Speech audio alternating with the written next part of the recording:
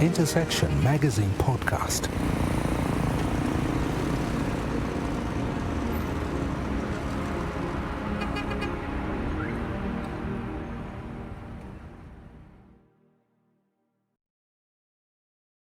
Hey, welcome to Intersection Magazine Podcast. My guest is Elie Bouzaglou. I met Elie through a conversation we had on email. He had listened to some of the work that we've been doing around artificial intelligence, some of the ideas that we're sharing around sovereign wealth funds in Norway and how they were reinvesting the money that they're making through the oil sector, as well as a few other things that he had read that I was working on. So Elie is founder of FishTank VC. Have had a look at some of the work that he's been doing. It's revolutionary in the sense that he's rethinking the way companies, the way founders and investors engage in terms of how founders can meet investors who are interested in their startups.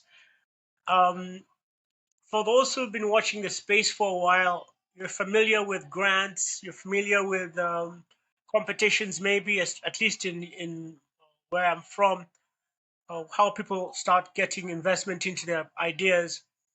But it can be quite frustrating. So Elie will share his journey in terms of some of the challenges he's faced with crowdfunding, and then how his idea has come to the surface and how he's solving for those of you who are building solutions and who have ideas, but you're having difficulty breaking into the spaces where you need to break into in terms of attracting funding. So, Elie, please, thank you for being a part of this. Tell us about yourself. First of all, thanks for having me, Nicholas. All right, so I'll start at the beginning. Around a year and a half ago, 2 years ago, I was sitting on my bed. I was scrolling on TikTok, and there was this guy online. He was in the UAE, and he was talking about how he failed 12 businesses before he made his first penny. And I was 16 at the time. I remember seeing that, and I was like, wow, well, why don't I start failing now? Mm-hmm. So my first failure, I like to call it a failure. It wasn't much of a failure, but I like to put them in terms of failures is I got onto Lovable. I'm sure everyone knows about it now, but I got onto Lovable and I basically started building websites for local businesses. Eventually, I made it that it was like a form that we would send out, and then they would fill it out, and then it would go straight to Lovable, and then the website would be sent to them. This was before it was well known. Eventually, we scaled to around 20 employees. They were all salesmen. They would make 20% of the cut. They would cold call and everything. I would just make the website, but it wasn't even me. It was going great, but a common pain point brought up to me by basically the entire team was, anyone doing sales knows this. It's you never know what you're doing wrong. And it's very hard to improve when you don't know what you're doing wrong, because people would often hang up on their face and they're like, okay, was the beginning wrong? Did I not give them enough time to talk? Did I not say enough about what I'm building? Did I not emphasize enough on the pain? And you never know what you're doing wrong because it's just you and the person who just hung up on your face. So I basically built this AI cold calling trainer app. And what it was is you would basically either upload an existing cold call you made that you recorded, or B, you could actually practice with an AI. And once you uploaded your call, it would say exactly what you did wrong, and then you could replay those moments with the AI. So it was never supposed to be anything big. It was an internal tool. However, basically the entire team said, wow, this is amazing. Bring this to market. Try putting this out there. And I was like, yeah, it's bringing a product to market. You need a lot of users. There's API credits. At the same time, this isn't a company or a startup that's going to be doing billions. So VCs won't back it. So I said, you know what, I'm going to try. After much convincing of the team, they convinced me, and I tried to bring it to market. So I said, okay, I'm going to need some capital first. I turned to crowdfunding. I went to republic.com. My cousin told me about it. And I basically got flat out rejected. They said, nope, sorry, And it makes sense because the way you discover a company on these websites is extremely boring. It's basically, let me paint you a picture. It's like a square with a logo and then the title. And if you like the colors of the logo, then now you read a 15-page PDF document. No one likes doing that. And the only people that do that are VCs. So the people on these pages are only VCs. And I knew my company wasn't fit for VC dollars. However, that's exactly why they basically outright rejected me and said, nope, we can't have you on this website.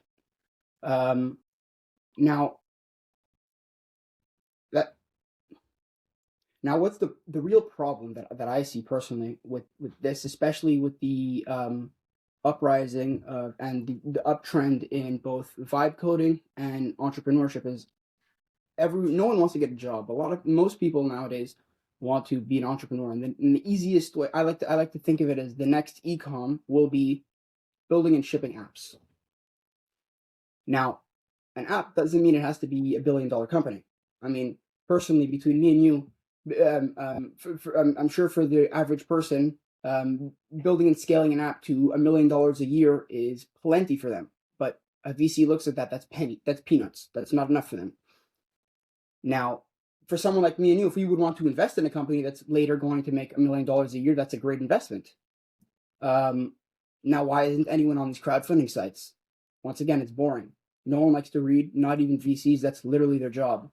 And we basically said, okay, what is something that people like doing? And if they find something on that platform that isn't 100% entertaining, they'll still stay on it. And that's TikTok. When you scroll on TikTok and there's a video that you don't necessarily fall in love with, what do? You just scroll. Now that's where the idea of the video came from, especially being the fact that a lot of founders nowadays are building in public, meaning that they document their journey, they put it up there. Now that's exactly what you do on FishTank. You upload your building in public, you document your journey, you upload pitches, so it could be like a kind of like a Shark Tank pitch, if any of the viewers are familiar with what Shark Tank is. And yeah, investors scroll and they could fund your company all through the app. Oh, that's awesome. Okay. So how is your what's the role of artificial intelligence in this? Does it help you in terms of fix your pitch, or where does the AI come in? I'm glad you asked that. So the vision for FishTank is not just to be a place where you pitch your company. It's meant to be a place where you start at A and go all the way to Z. You start at nothing. You start with an idea you had at 3:00 in the morning. So that's why there's plenty of different components. So for example, like you mentioned before, the community part, it's very hard to ask your mom if she likes your idea, because she's always going to say yes. Now, on the other hand, when it comes to strangers, the innovation is you post your idea just in a text, and you basically get the entire community will pick apart your idea, basically saying, okay, I'm building Uber for dogs. Tell that to your mom. Great idea, honey. You tell that you put on this community. There's going to be people saying, bad idea. This is why it's bad, and then you get to learn from that. Then there's the AI part, which is the AI actually will refine your idea, give you suggestions, refine your pitch for you, help you out with your pitch, and yeah. Okay. I was looking through your FishTank VC site, and I noticed you sharing a lot of insights in terms of some of the background information people might need around investment, around setting up businesses. Tell us a little bit more about why you thought it's important to mention the Form C. What does this mean for people that are investing or investors? Is it specific for those who are in the US, or give me a rough idea in terms of the scope of your setup. Okay, so now the platform uses the regulation CF, meaning that it's a crowdfunding platform, and to start a campaign, you can't just say I'm building the next rocket ship company and then just put it out there, right? Because that's lying. So we are a registered funding portal, and what this does is it's locked in with the government. It's official. Like, you can't just give someone saying, "Here, you own equity, give me money." That doesn't that won't really stand up in court. Now, Form C is it's a form that the founder has to submit to through us to FINRA, and then that's what basically allows them to raise from the public in crowdfunding, and they could raise up to $5 million on a platform like FishTank. Okay. Now, in terms of so it's what? So there's a beta that's out right now. Where, in terms of where are you at in terms of the application itself? I'm glad you asked that. So as of right now, the actual mobile app development is basically near the end. Unfortunately, when you're building something with this much disruption, and there's also government and securities and equities involved, the government doesn't really like you too much in terms of, like, they won't respond to your emails that second, obviously. Now, it's a very long and painful process, but like I said before, we need to secure regulatory compliance, and that's a very long and painful process, but it's going to be worth it once we're ready. Okay. So is it currently based in Canada, or are you based in the US? So the business is based in Delaware in the United States. Delaware, okay. So it's domiciled in Delaware. Correct. Okay. Give us a rough idea in terms of what your team structure looks like. You were never able to go through the hurdle of raising, but, like, how do things stand for you right now? Maybe this has given you a bit more visibility, but how are things, like, in terms of what's the state of things right now? Are you raising? Are you hiring? Are you looking for partnership? Give us a rough idea how we can help, or how listeners can partner with you. For sure. Now, in terms of the raising part, I have experienced it twice. First of all, for the AI cold calling trainer app, which failed because I knew it was never going to be a venture-backed startup, so I only tried crowdfunding platforms after they all rejected me. I realized, okay, this is it. Now, for FishTank, this is going to be huge. I think of this. It's the form of investing with the highest ROI, and most people don't even know about it. I feel like this will be huge, and this will be we have raised for this venture. Now, it is a very, very long and painful process. You basically just cold emails, pitch decks, and most people they don't even read them. You get ghosted. It's not a fun process, but once again, it only motivates me even more, because that's exactly the problem that we're solving. Okay. It sounds like you're up against quite a lot of hurdles. I'm interested in your decision to go to kind of use the TikTok model or TikTok style. Are you going to have a similar algorithm? Because that's everybody talks about TikTok's algorithm as its strength. Are you going to have something similar to that in terms of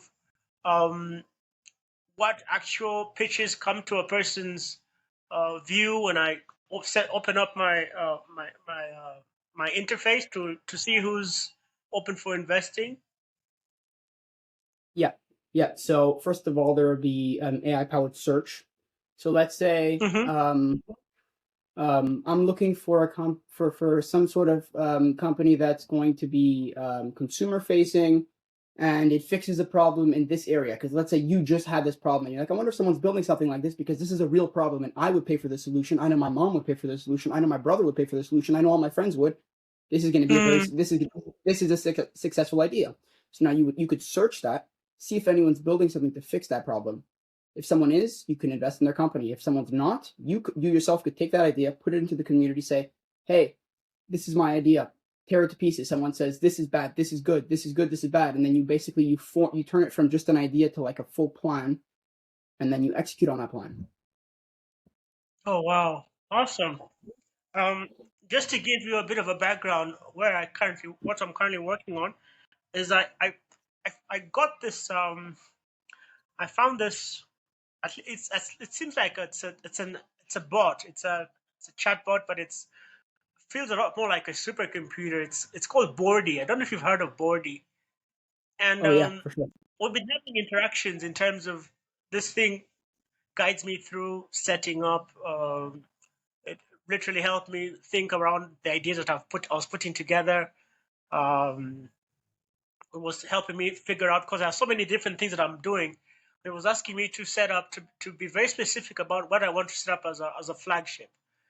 Then it started guiding me in terms of letting me know um, who I should be contacting for pitches and collaborations.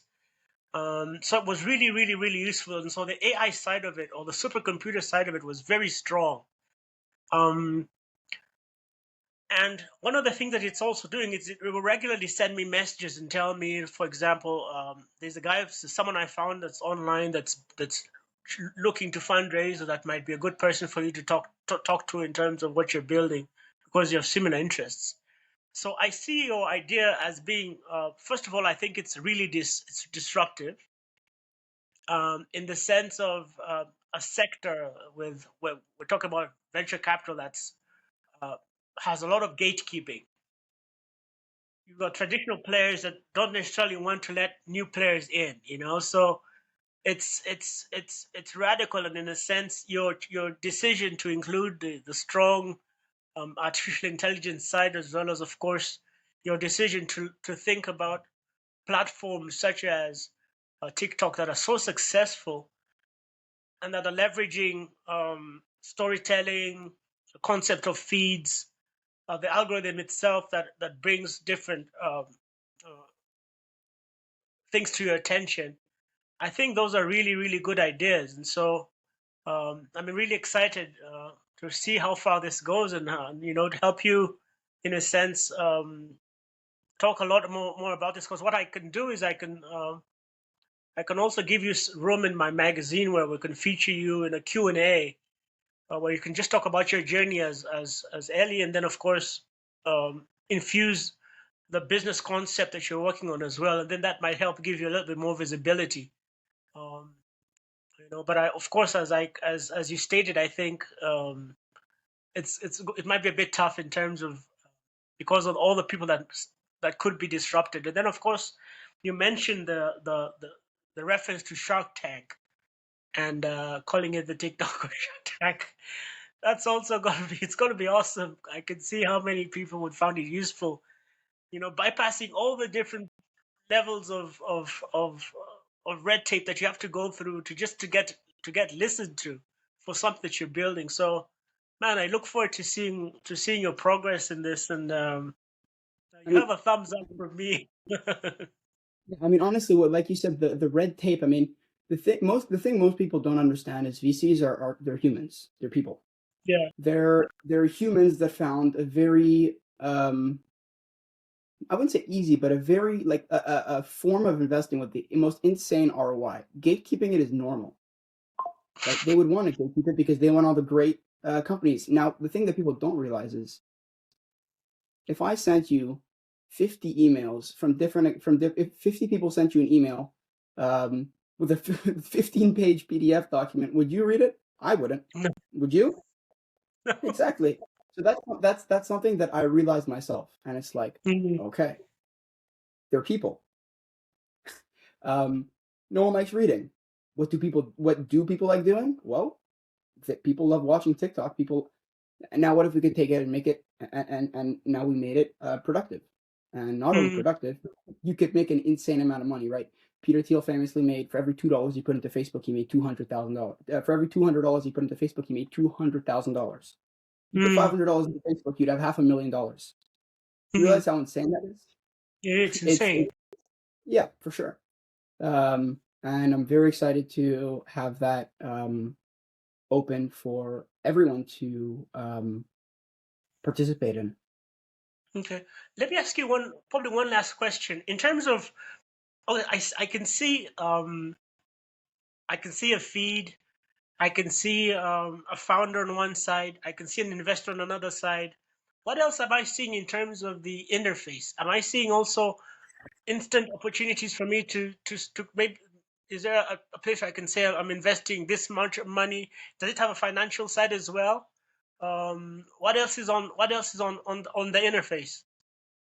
Right, I'm glad you asked that. So first of all, the interface, you could think of it like Uber, right? The driver and the passenger don't really have the same interface because one of them has a map with the GPS on where they're going, and if they want to accept the ride, and the passenger selects where they're going. It's not the same thing. Same thing for here. So on the investor side, you could think of it as, first of all, the main page is just a feed. It's literally TikTok.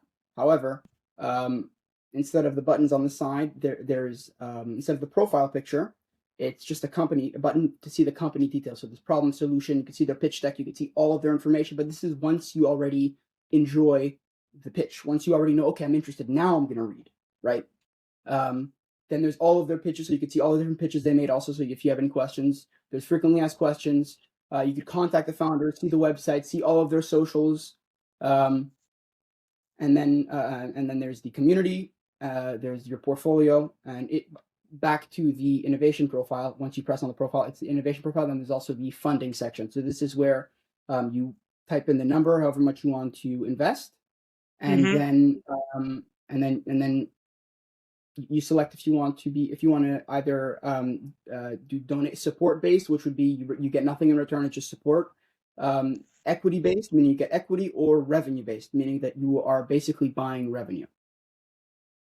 And for the founder side, it's basically there's the tank page. So this is basically your company dashboard.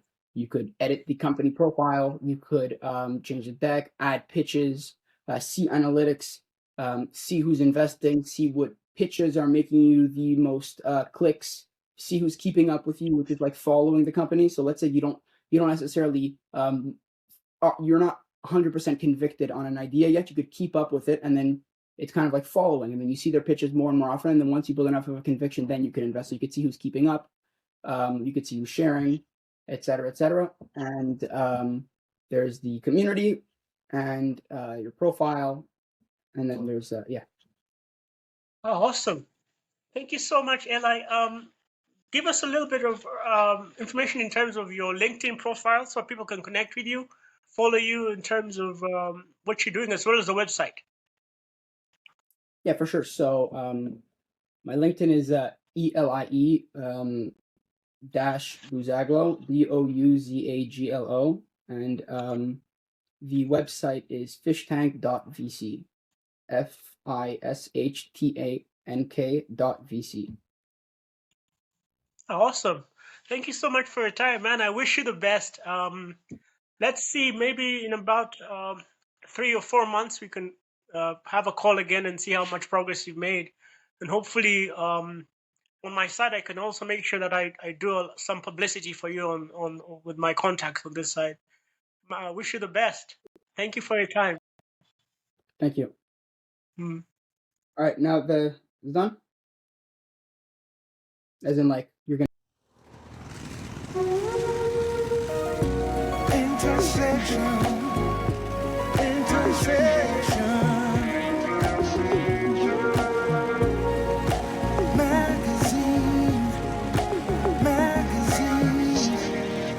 Intersection Magazine Podcast.